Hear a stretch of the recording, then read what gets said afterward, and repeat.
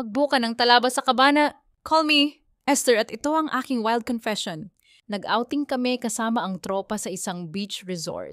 Overnight. May kaniya-kaniyang kwarto pero halos lahat tambay sa pool area, inuman, tawanan at pa-pictorial habang palubog ang araw.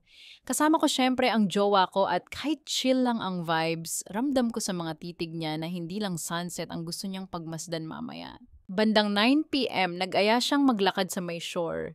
May open cabana malapit sa buhanginan, medyo tago at hindi masyadong maliwanag. Tahimik na. Ang maririnig mo lang, hampas ng alon at tunog ng hangin. Pagkaupo namin, sandali lang kaming nag-usap, tapos yung isang kamay niya, masahat ako. Dumulas pa akyat habang nakatingin lang siya sa akin na parang may binabalak. Hinila niya ako palapit, hinalikan sa leeg, pababa sa balikat. Yung mga halik niya, mahina pero may diin, yung tipong nagpapakiramdaman kung papayagan ko ba.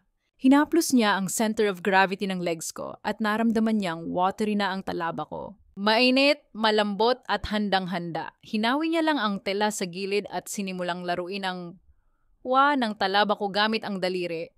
Paikot, pasundot, pataas. Habang ginagawa niya yon, naramdaman ko ang paninigas ng katawan niya. Ang kutsilyo niya, matigas, pulido, at tila sabik ng grand entrance. And binaba niya ang shorts niya, sa kanya tinutok ang ulo ng kutsilyo sa bukana ng talaba.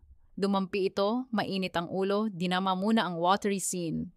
Tiningnan niya ako, hindi ako umiwas. Hinawakan ko pa ang balakang niya, parang sinasabing, itudo mo na yan. Dahan-dahang nag-grand entrance ang kutsilyo niya, mabagal sa simula. Ramdam ko ang bawat pulgada, bawat pagbaon, mainit sa loob. Slippery. Parang kumakapit ang talaba sa bawat pagpasok.